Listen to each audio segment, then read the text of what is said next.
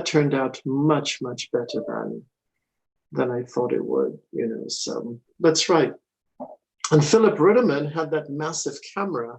Remember that big camera he had? He actually built the camera for I remember you telling me that. He specially built it for that, you know? Yeah, he built the camera for the exhibition.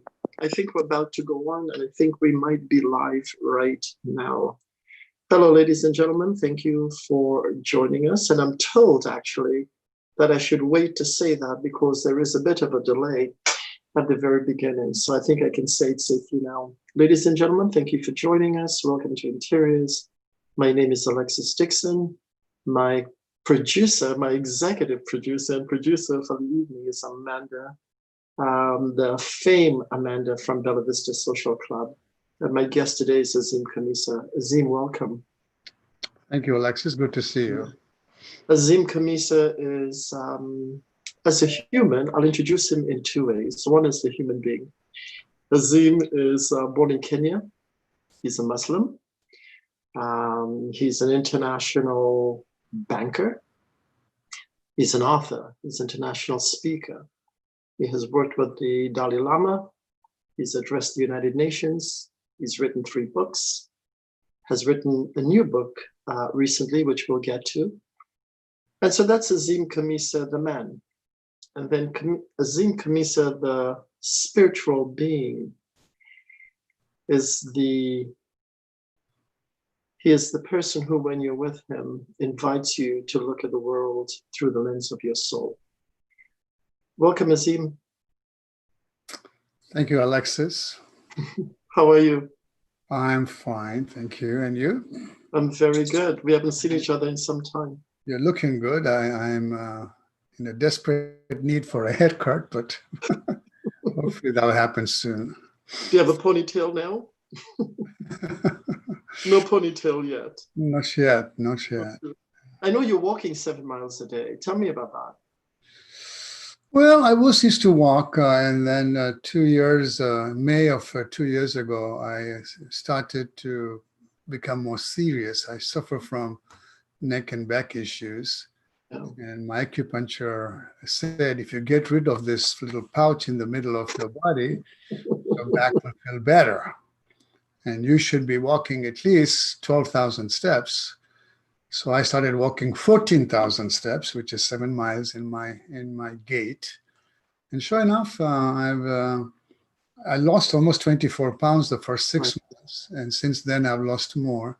And from the high, I am down about 33 pounds. And guess what? My neck and back are feeling better. Plus, psychologically, I'm feeling better because, being more, I'm probably in better shape now than I ever have been. And I've continued. And I love to walk. I used to walk before, but it was more like 4 or 5 miles, 3 or 4 times a week. Now I walk 7, and I take 1 day off. 6 days a week I walk, and still do my stretches and my sit-ups. I'm still doing my acupuncture, and he was the one that inspired me. And I love this guy. He's like a walking encyclopedia when it comes to health and nutrition and lifestyle, and grows his own food. And I'll never be like him, but I'm working towards. He's my kind of role model, you know. Well, speaking of role models, first of all, I'd like to meet him. He sounds like an amazing guy. And you look be happy to introduce you to him if you ever need an acupuncture. Might be good for Wendy as well. Yeah. She suffers from neck pain like I do. She does, yeah. Well, let's talk about why we have you on today. One of the things that's inspired me about you is that 26 years ago, life offered you an invitation that no one wants to have or to get. And the invitation to life was to make a decision about how you would react to the circumstance of your son's death.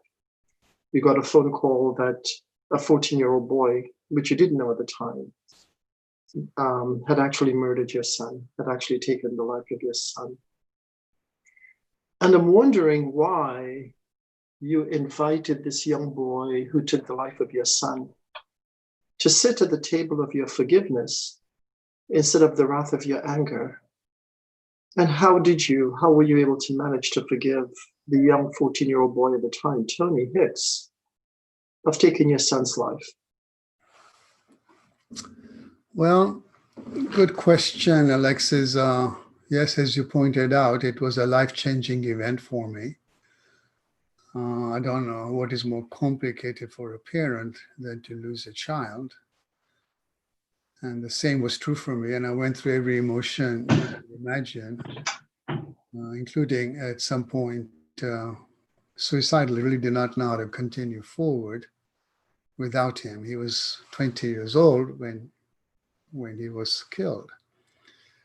And as most children are, an important part of my family. But, sometimes in deep trauma and tragedy, there is a spark of clarity.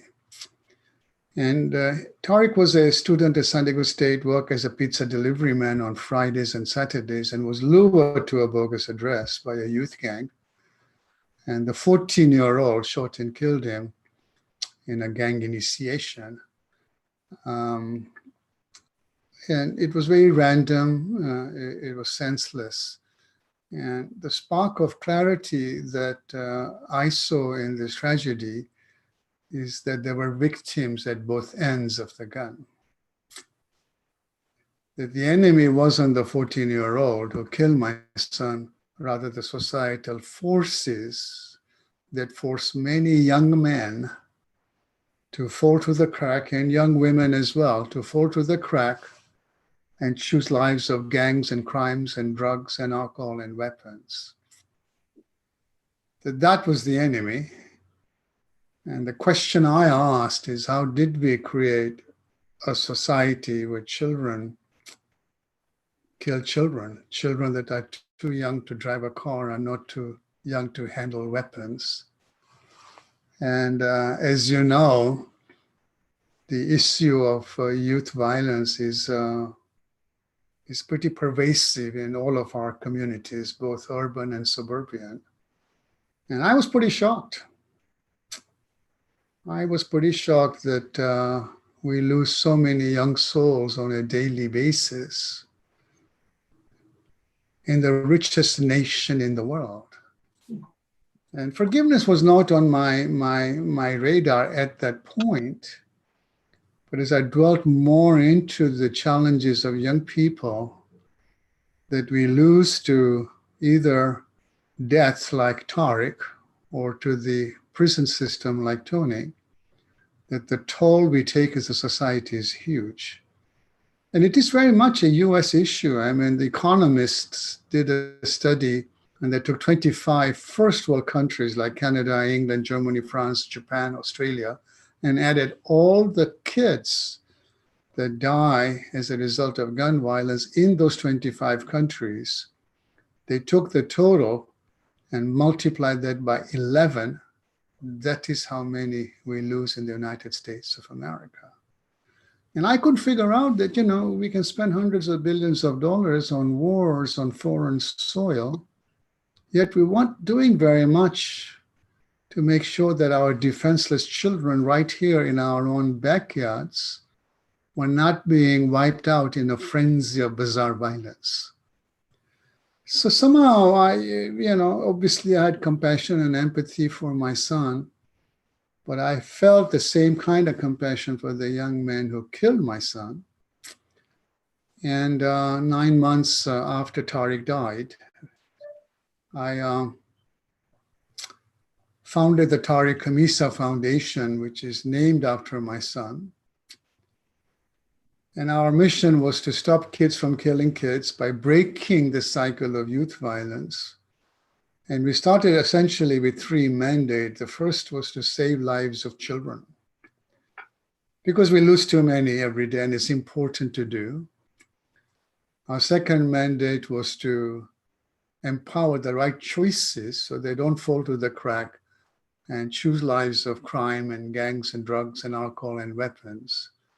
And the third mandate was to teach the principles of nonviolence, of empathy, of accountability, of compassion, of forgiveness, of peacemaking and peace building.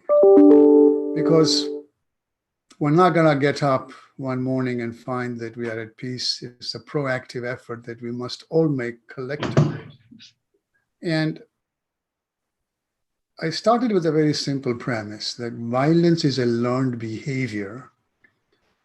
And if you accept that as a truism, then nonviolence can also be a learned behavior. But you have to teach it, because our kids are not going to learn the principles of nonviolence through osmosis.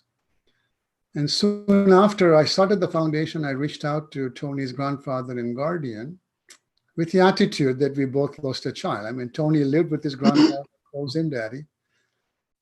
And I told him, I'm not here screaming retribution and revenge because your grandson killed my son. Rather, I'm here in the spirit of compassion and forgiveness, because what I really see is we both lost a son. My son died, and you lost your grandson to the adult criminal justice system. He was the first 14-year-old in our state to be tried as an adult. And I can't bring my son back from the dead. And there's nothing you can do to get Tony out of prison. And I've started this foundation with a very lofty mission to stop kids from killing kids. And I can't do this by myself. So I've come to ask for your help. And it behooves us to work together. While I can't bring Tariq back and you can't get Tony out of prison, the one thing you and I can do is to make sure no other young person ends up dead like my son or ends up in prison like Tony. Will you help me? So he was very quick to take my hand of forgiveness. I would never have met this man had his grandson not killed my son. And the first words out of his mouth was that, thank you for reaching out to me. Ever since I found out that my grandson was responsible for killing your son, I went into a prayer closet. Pleza is a Baptist from the South,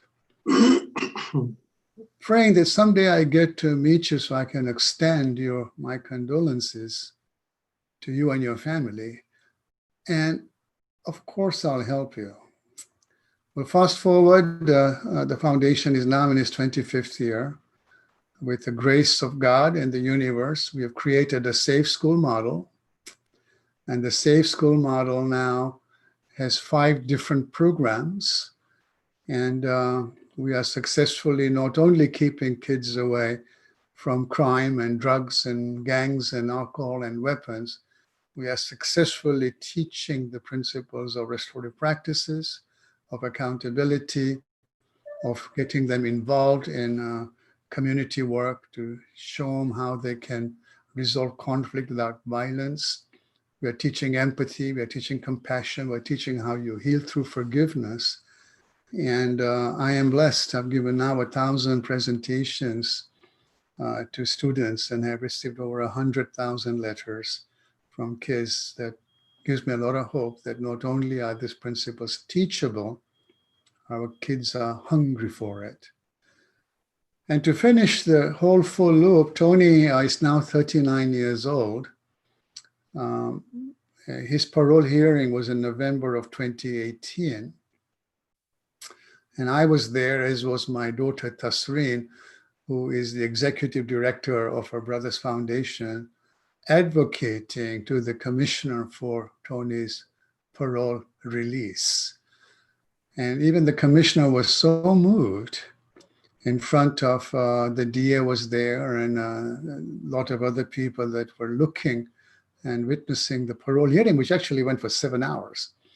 But the commissioner was very moved and said, I've never in 35 years of doing this work had a victim's father and a victim's sister advocate for the release of the offender. And my attitude was, Tony has a lot more work to do, not behind bars, but with the foundation, because he's changed, he's remorseful, and he wishes he can turn the clock back. And it'd be very powerful to have Tony on stage with me to tell the kids that when he was 11, he joined a gang. When he was 14, he murdered my son, and that he wishes he could turn the clock back. and how many kids that are thinking about joining a gang at the age of 11, as he did, would then change his mind. So we are happy to have Tony now part of the family. He's volunteering for TKF, much like I and his grandfather have done for 25 years. And I know we've saved him, but I think the most powerful message here is he's going to save tens of thousands of people. And I think that adequately demonstrates the power of forgiveness. I remember I haven't seen you in a while, and I remember perhaps a little less than a year ago, perhaps a year ago, you and I were meeting. We were going to have dinner. And I asked you, I said, how was your day? And I'll always remember this because I just saw the photograph. And you said to me, I had the most wonderful day. Tony and I had lunch. You know, he just got out of prison recently. We had lunch. And I got to tell you, I love him. He's charming. He was flirting with the waitress. He knows world history. He knows what's going on in the world. And I'm going to tell you, I really love him. And had I not known that Tony Hicks had taken the life of your son, I would have thought, and in fact, he is a family friend. And you said that with such fluidity, authenticity, with such sublime elegance, sublime spiritual elegance, that I wonder, after I left you, and even while we were having dinner, what part of you has the capacity to do that? Because if you hated Tony, you would all intellectually understand, well, of course you hate Tony. Took the life of your son was innocent. Certainly he was 14, he was quite young, and there's so some forgiveness for that. But on more than one occasion, I've heard you talked about your love for Tony. Where does one go to forgive like that? What is the anatomy? What is the anatomy of forgiveness? Another great question, Alexis. I think forgiveness is not very well understood, especially in our Western culture, because there's this connotation that by forgiving Tony, I'm condoning his actions. It's not about Tony. It's really about me. I do not want to go through life in anger and hatred and resentment. Because if you go through that, who are you really hurting? It's self-abuse. You might as well take a whip and beat yourself up. So forgiveness is something that you do for yourself, because living in this space of resentment and sometimes hatred and anger, and we all suffer those emotions, typically will weaken our immune system, which is not good to do right now with the pandemic, but also sometimes it manifests into cancer. So I, wanted to leave Tony in the hands of the higher power.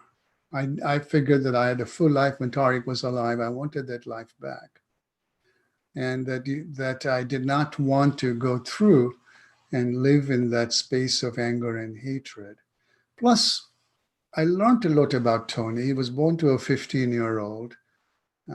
His father never was in his life. He had a pretty tough life. His favorite uncle was shot and killed in South Central Los Angeles when he was 8 years old.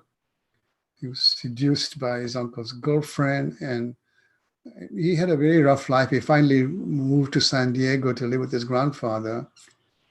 And you can't, the precursor for forgiveness is compassion. The precursor for compassion is empathy.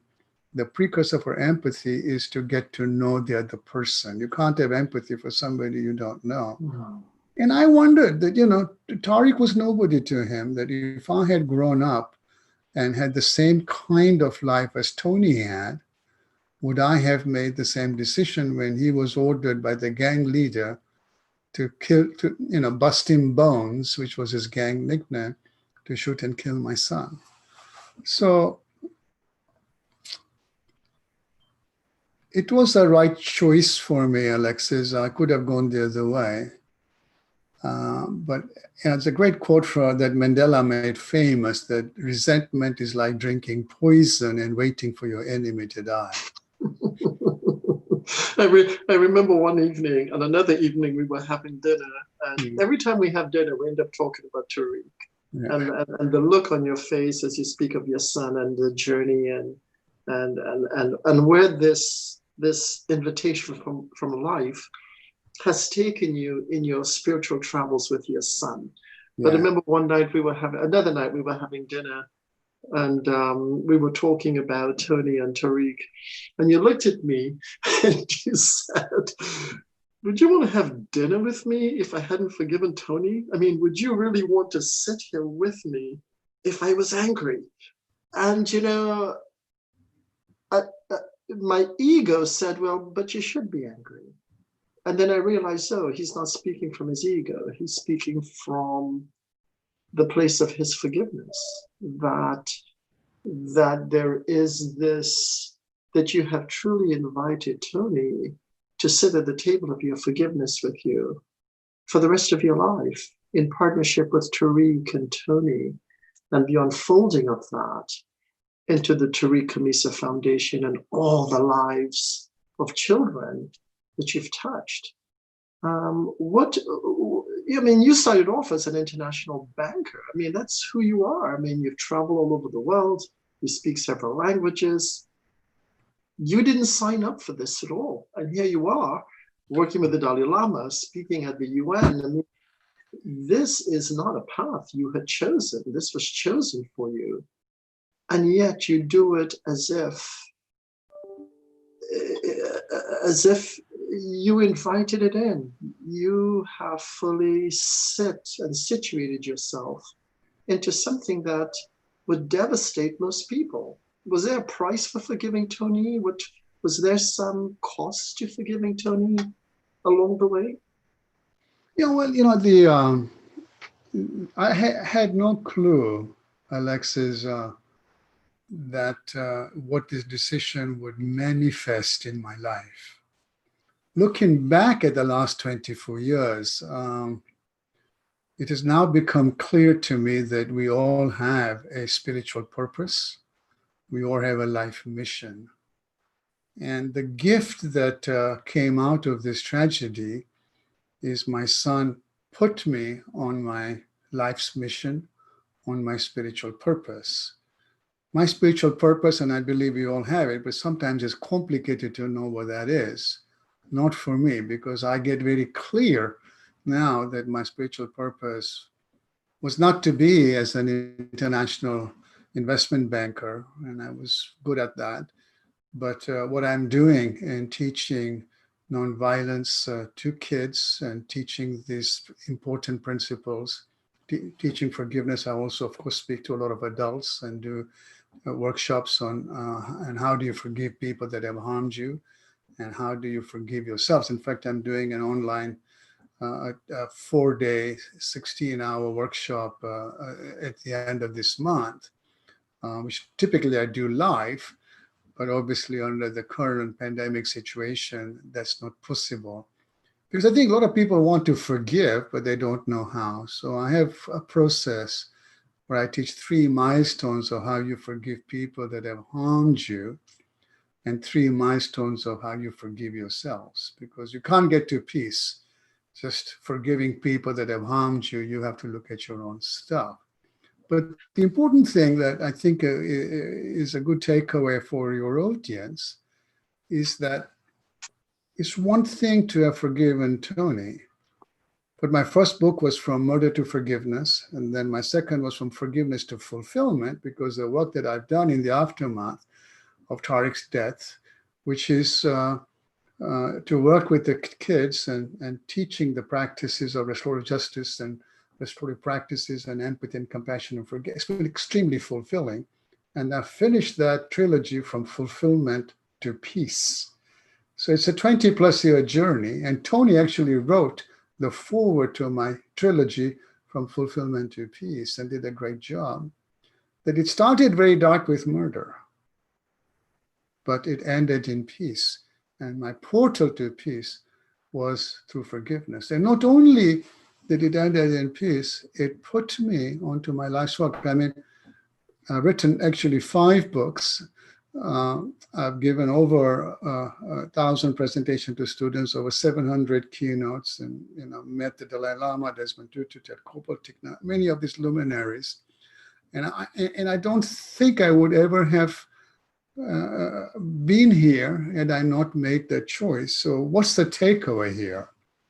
That if you are living in resentment for what has happened to you, which many of us are, because we all have a story, or if you're living in guilt, because at some level we've all harmed, and sometimes we've harmed the people that are closest to us, well, these are highly debilitating states of emotions that preclude you from being out there 100% of your potential, because these feelings of resentment, hatred, anger, and guilt gnaw on your conscience 24/7.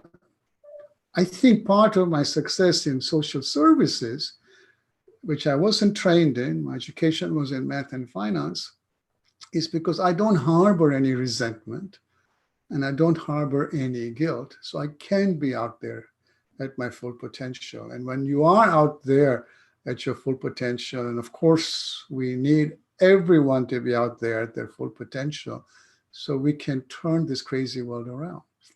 So I think that understanding that forgiveness rids you of these debilitating emotions, but it also gives you now the wherewithal to work at your zenith.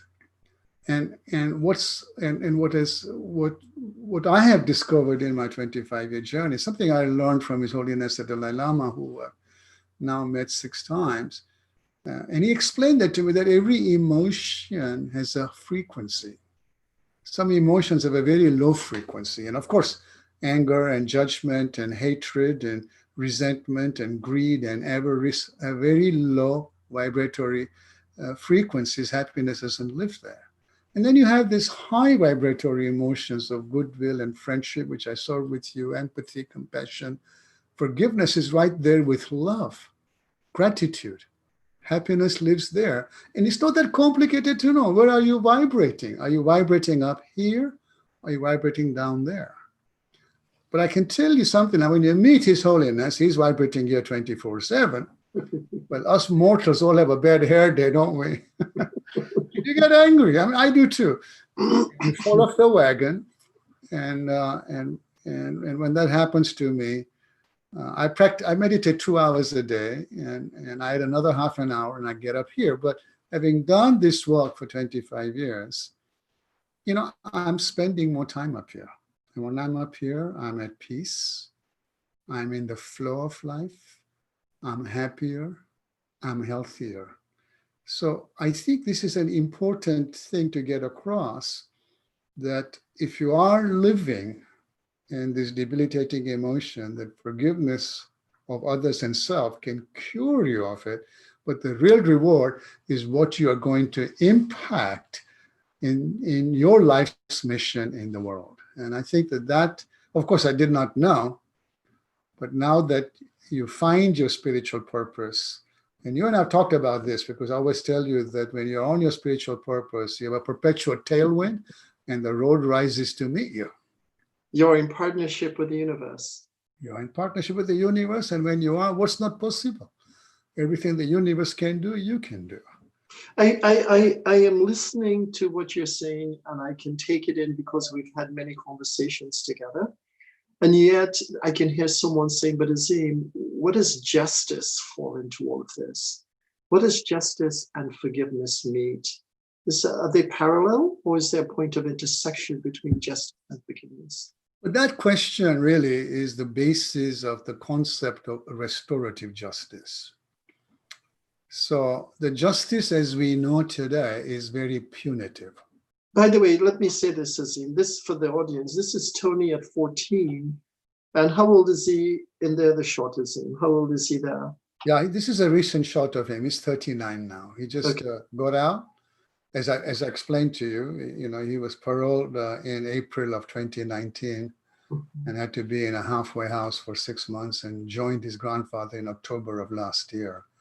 and now has his driver's license at 39. So that's a pretty recent shot. But I want you to go back to restorative justice. And so the point of restorative justice is different than our sense of justice, because in this case, it was the state of California against Tony Hicks. The victims are totally left out of it. So it wasn't up to my hand. I wasn't in favor of Tony being tried as an adult. I mean, at 14, it takes 16 to drive a car, 18 to vote, and 21 to buy an alcoholic drink. But it was not in my hands. It was the state of California against Tony Hicks. Well, RJ takes a different approach. And it comes out of the RJ meaning restorative justice. I just want to. Yeah, RJ, I just use that as an acronym. It comes out of the Aboriginal cultures of New Zealand and Australia, because their concept is that crime happens in the context of community, right? We inherited this punitive system from the initial pilgrims. Most of them came from Europe, and most of European countries are monarchy. And in a monarchy, the king or the queen owns both the land and the people. So when there's a crime committed, it is always against the king or the queen. We don't have monarchy, so the state takes that role. Well, RJ says, no, I mean, what has the state or the queen got to do with it? Because crime happens in the context of community. And in a crime, there are three parties. There's the victim, there's the offender, and then there's community. And justice is not so till you make the victim whole. Well, you can't bring Tariq back from the dead. But working with Tony's grandfather and Tony now, and is more meaningful to my family and me, because less kids are ending up dead or ending up in prison, and that's meaningful to me. The second part of RJ is to bring the offender back into society as a functioning and contributing member. Well, we've done that with Tony. He's going to save many, many lives. And the third thing is to heal the community. And that's what we do at the Azim Khamisa Foundation, because we're very, very active in our schools. And all the talking and the speaking I do, and even this interview, is trying to heal and create a more inclusive, compassionate society. So it's a much more holistic way to justice than the punitive approach, which doesn't work anyway. I mean, our criminal justice system, as you know, is broke. There's hardly ever any justice done there. So this RJ is a lot more humane and a lot more effective and a lot more holistic way to create a more inclusive society. And I'm glad to see it's taking a lot of traction in schools, and I also work in prisons. And I work in 3 federal prisons where there's a program called the LCP, which is also very much based. It's a spiritual program, but also based on the tenets of RJ. And it's showing amazing result, because the recidivism rate in the adult system, which is primarily the 3 federal system I work for, is 66 2/3%. If they go through this LCP program, which is Life Connection Program, I normally speak in the front end of it, and it's offered to parolees that are going to be paroled in 3 years, the recidivism rate is under 17%. So 83% don't come back. And not only do they don't come back, they're out in their communities doing good work. As I tell them, go redeem yourself. Make sure young people in your communities do not follow in your former footsteps. So I believe there's a lot of resources in our prison. Unfortunately, this program is not offered in all detention centers, and it really needs to be. You know, as you're speaking, I spoke to you about forgiveness and justice. Now, the last thing before we go to the organization, the Azim Khamisa Foundation, I want to talk to you about forgiveness and forgetting. People say, I forgive, but I don't forget. Can you talk about the dance between forgiveness and forgetting? Yes, absolutely. There are many, wrong adages like that. I mean, you can never forget that Tariq died. So forgiveness doesn't take away the consequences. Tony suffered a lot more consequences than I would have liked. I mean, he's been in prison from 14 till he's 39 years old for a choice he made when he was 14 years old. Your brain's not fully developed. I mean, now science tells us that it takes 25 years for men to fully develop their brains. So it's not about forgetting, and I think that to be able to forgive, you have to remove yourself from the offender. There is no escaping wrongdoing. Tony still gets up in the middle of the night, sweaty palms and nightmares because he took a life of an innocent, unharmed human being. I mean, that's a pretty tough thing to live with your conscience. So forgiveness can only be possible when you separate yourself from the offender. I remember I gave a forgiveness workshop in St. Louis, Minnesota. It's a 2-day workshop. On the morning of the second day, I had one of the participants, who was a Jewish lady. She came to me and says, Azim, you don't get it. She's really animated. And I said, Riva, what is it I don't get? I am working on forgiving Hitler. Pretty heavy, because her family was caught in the Holocaust, which probably is one of the biggest blemishes in our history. And you could see the lines of hatred and anger and on her face. You could feel it in her aura that she was living in this place of deep anger and hatred. And I told her, I said, Riva, let me tell you something. The higher power knows how to deal with Hitler better than you do or I do. And let me tell you right now, the higher power is dealing with Hitler as you and I speak. Why do you want Hitler to live in this meager, important real estate of your psyche? Why don't you let it go? Knowing the higher power is dealing with it, so love and joy can live there. So how's that working for you? So the light bulb went up. And by the end of the second day, those lines were fading. You could see a different Riva. The aura was opening up. And she finally got it that, the higher power is dealing with it. A month later, I got this beautiful card from her. And it was beautiful. I get a lot of letters and cards. And there was a PS, my husband thanks you.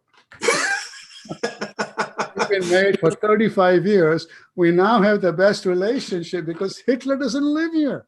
So I think it's important to be able to separate yourself from the offender. And even Christ taught this, right? How often do I forgive my brother? 7 times? No, 7 times 70. One of the things, go ahead, finish. I was saying that it's a very centerpiece of the Christian faith, because they are crucifying Lord Christ. And he says, forgive them, Father, they do not know what they're doing.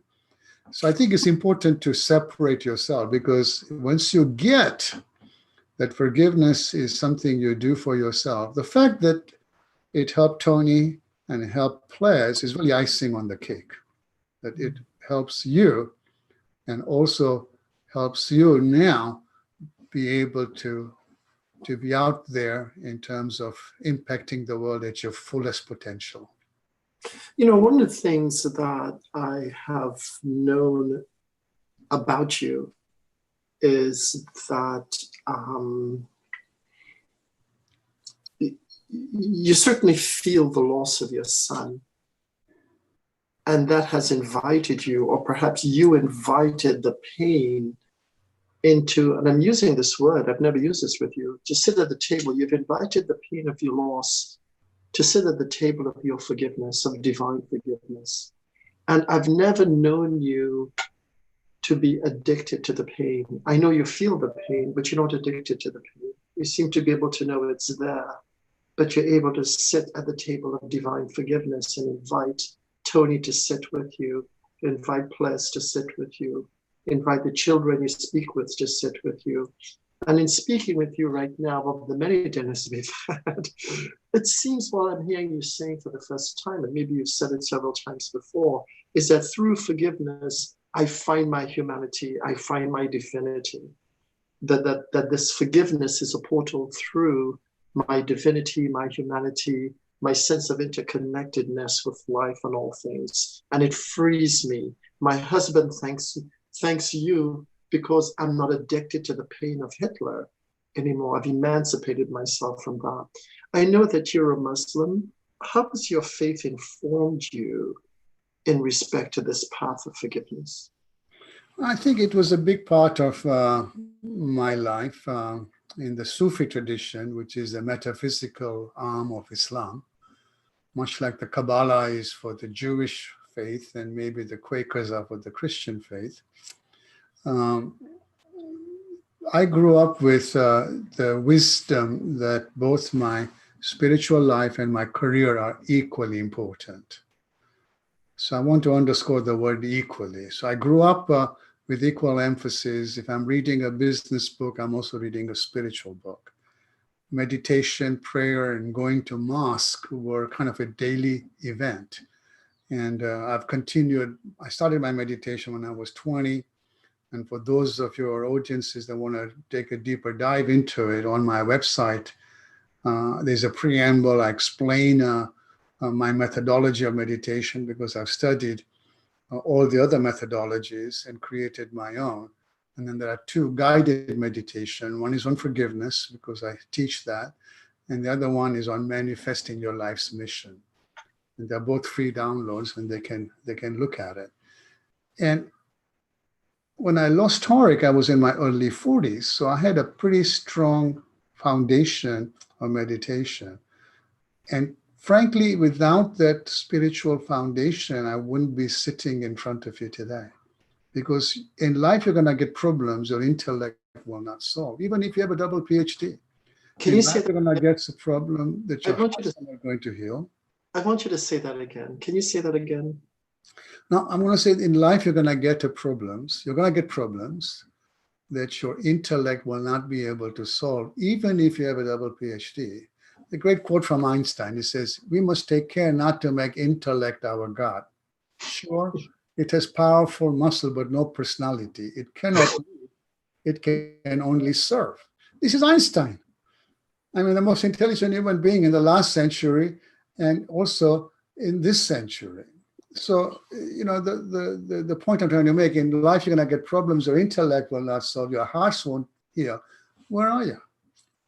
But there are no problems that you're going to get in your life that your spirit cannot solve or heal. And I think I am a good example of it. And one of my books was published by Random House, was called that, The Secrets of the Bulletproof Spirit, How to Bounce Back from Life's Hardest Hits.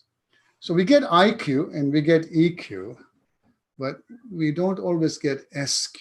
And that spiritual quotient, of course, I got it through my faith, but I think that it is important to know that we are more than head and heart. We are head, heart, and spirit. And spirit is more powerful, more wiser. I mean, I did not know that. I mean, I lived in my head like a lot of us do when Tariq was alive. And now I lead from the spirit, because if the spirit is as powerful to help me navigate the loss of my only son, why don't I use spirit in everything I do?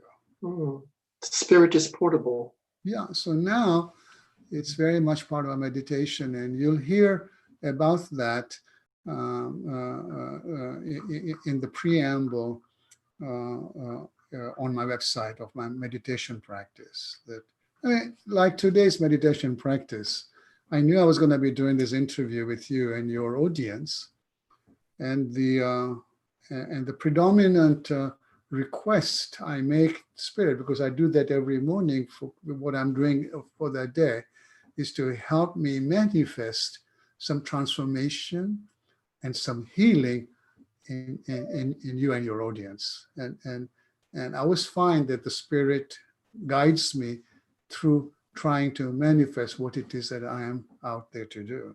So it's a very powerful tool that that I would encourage the audience. It doesn't have to come through religion either. You can be an atheist and still have a spiritual foundation. It is about knowing that besides intellect, besides a head and a heart, you also have spirit.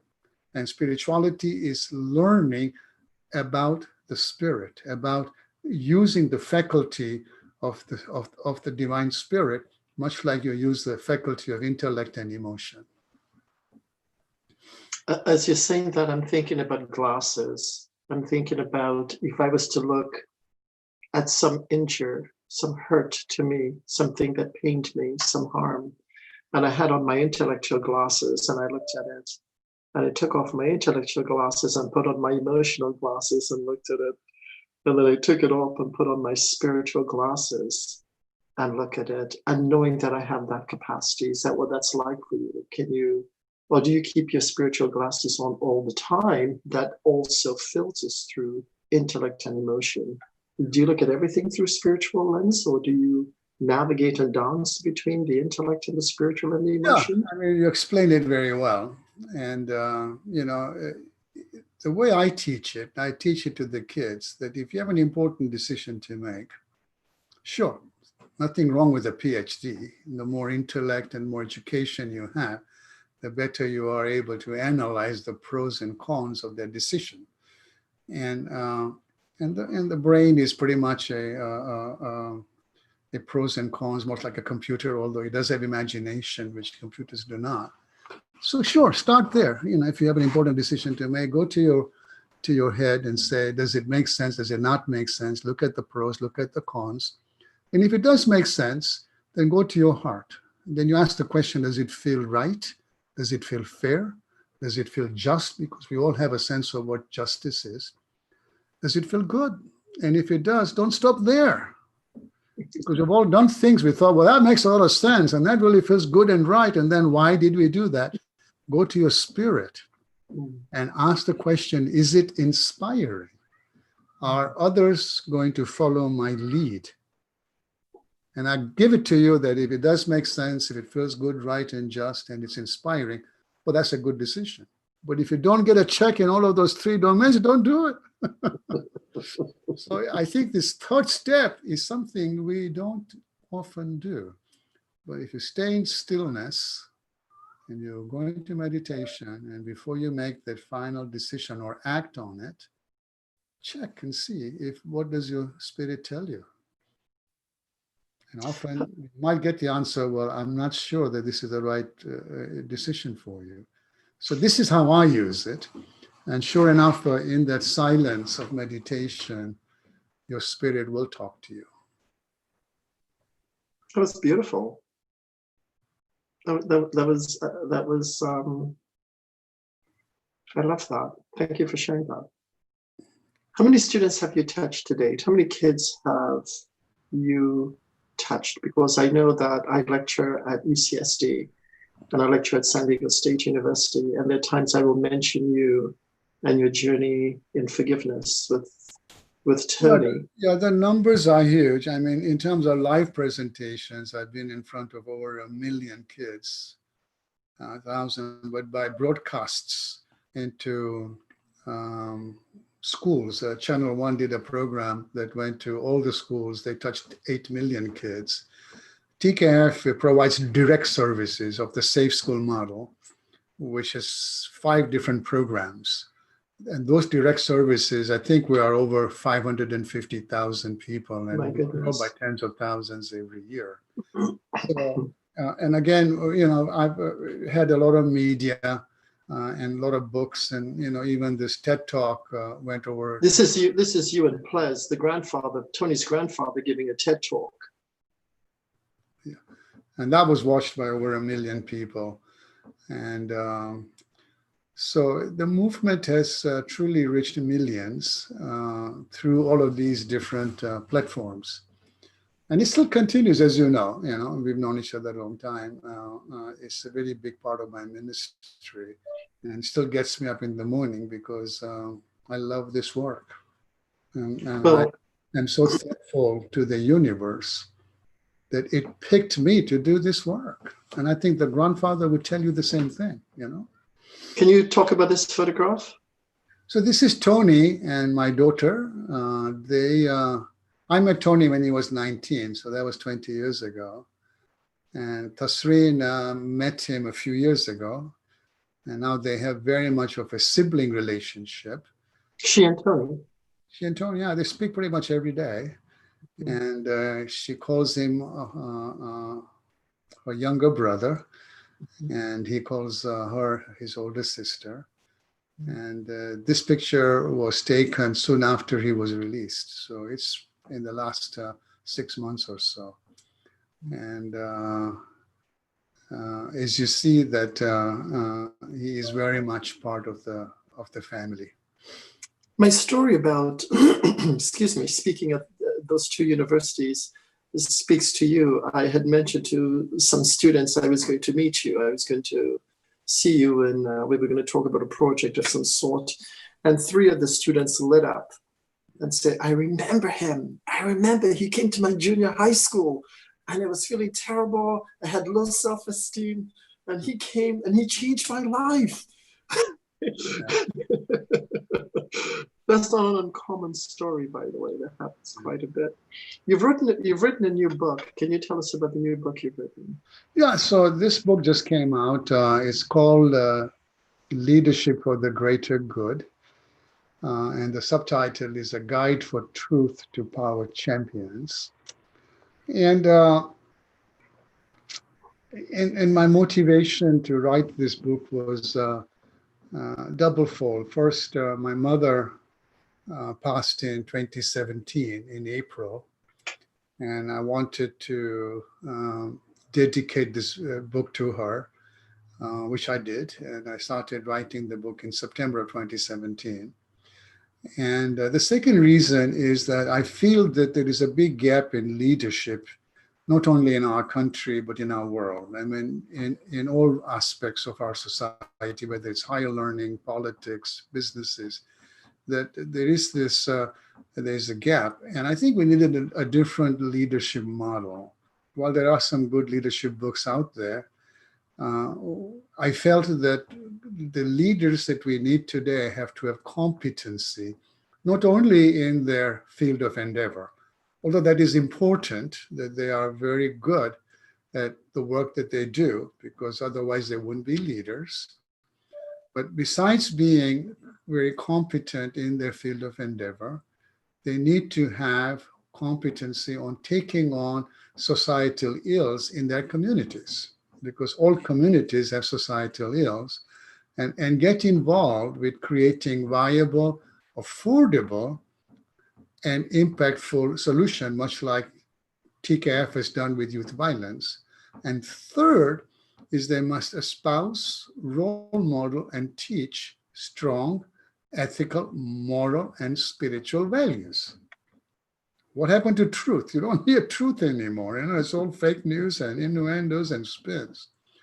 So when you think about how many leaders we have that demonstrate this triad of competencies, that are good at what they do, they've taken on societal ills and created effective, viable, affordable solutions, and also are out there role modeling and teaching and espousing strong ethical, moral, and spiritual values.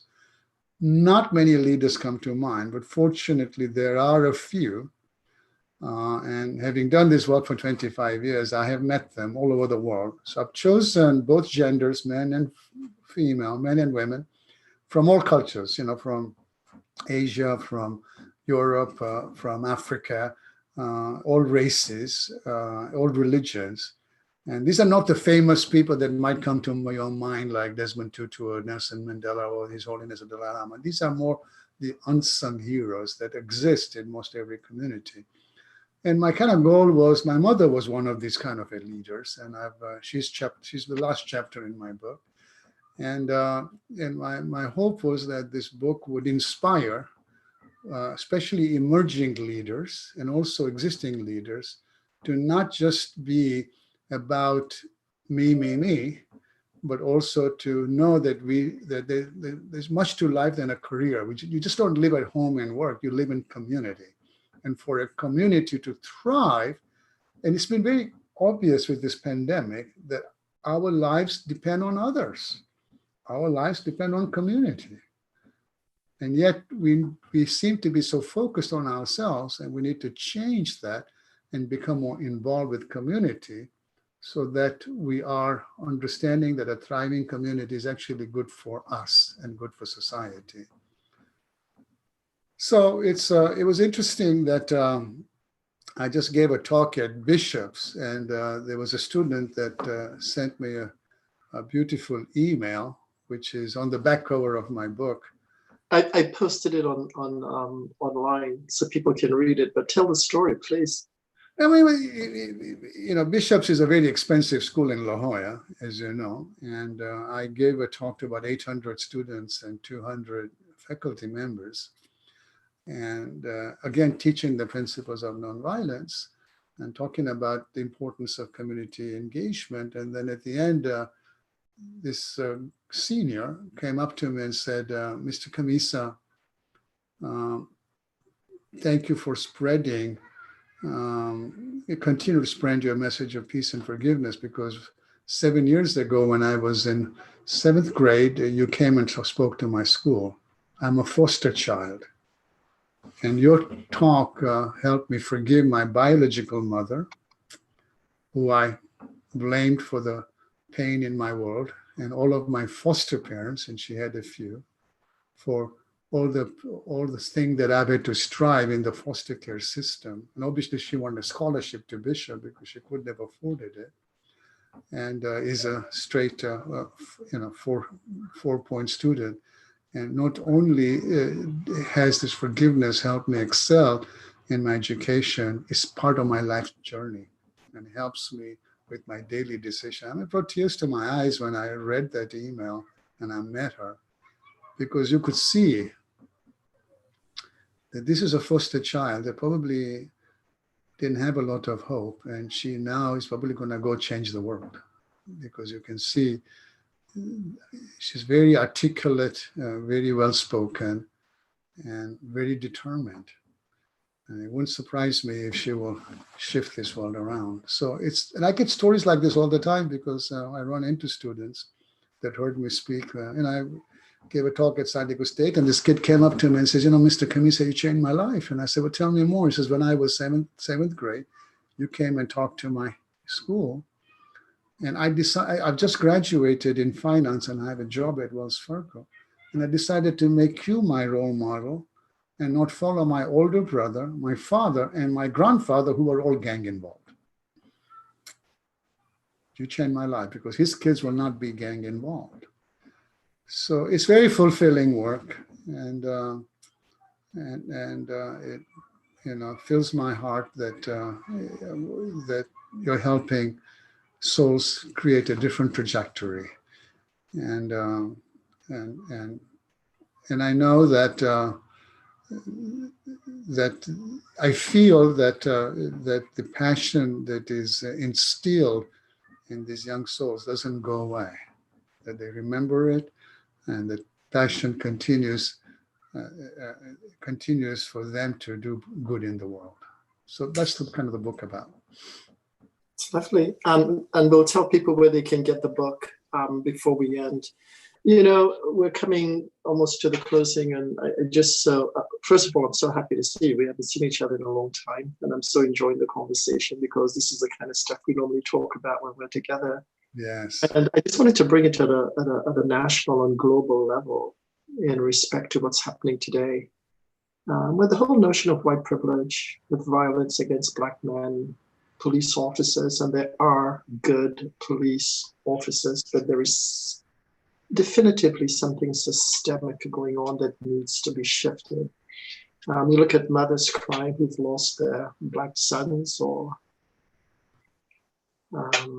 violence against Black men and Black women. And I'm just wondering, if you had to write a letter to the world today from your spirit, from what your journey has taught you, what would you say in that letter to the world today?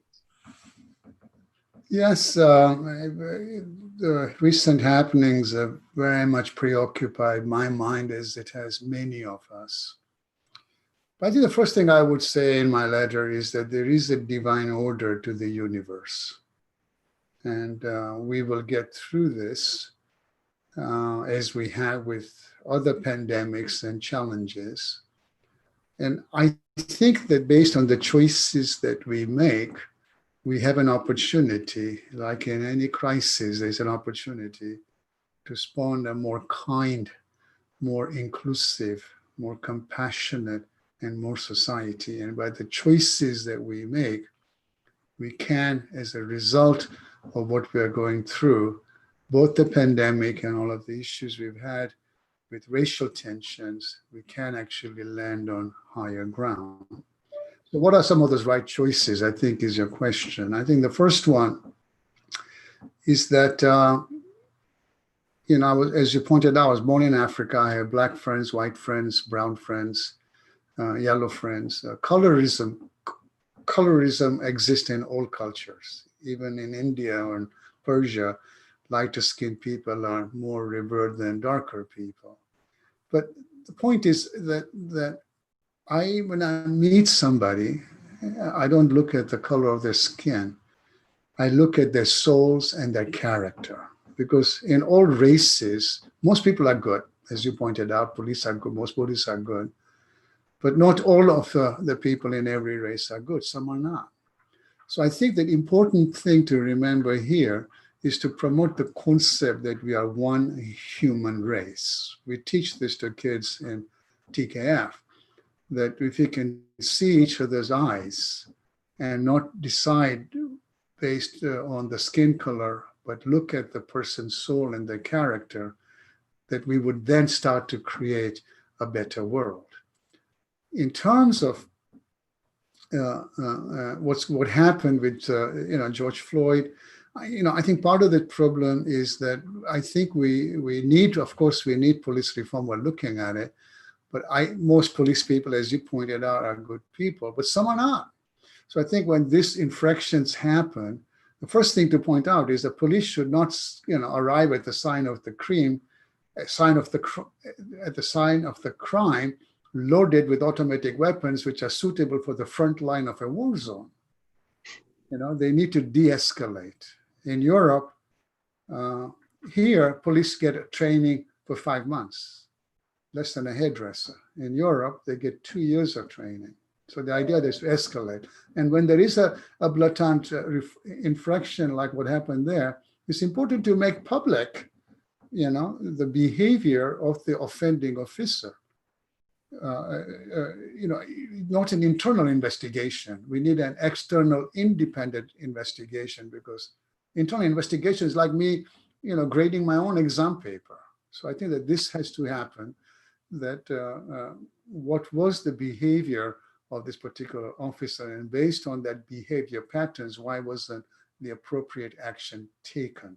I think that is an important thing that we must also look at reforming community. I think another thing I talk about is that we don't live in gated communities. I think we live in communities. San Diego, half an hour down, we have Tijuana. That's part of our community.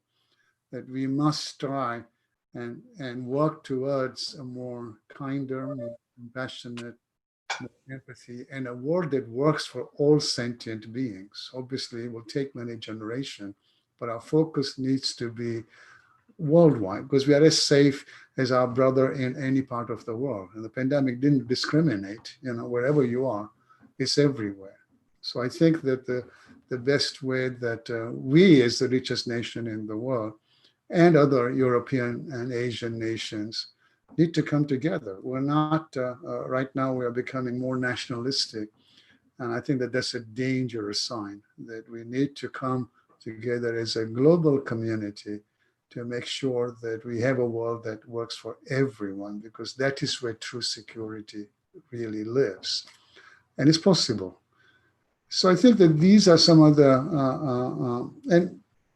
and I think one of the things that I inspire people when I speak to them is to spend time in service. There's a great quote from Tagore. He's an Indian philosopher. He says, I dreamt life was joy. I woke up and I found out life was service. I acted, and behold, service is joy. So part of your time needs to, of course, it's important to have a home and a job, but part of your time also needs to be given to community to make sure that you are getting involved with societal ills and building a more thriving community. Because we've got a lot of problems in our community, and it's important to become a giver love thy neighbor as you love thyself, because our lives are dependent on our community. So I think that is a very important part to share. Thank you. Thank you for your time. Thank you for what you give to the world. And thank you for the invitation to look at life through the lens of spirit. You're very welcome, Alexis. Looking forward to seeing you in person when this thing is over. I miss you very much. And I do as it's good to see you on Zoom. Namaste.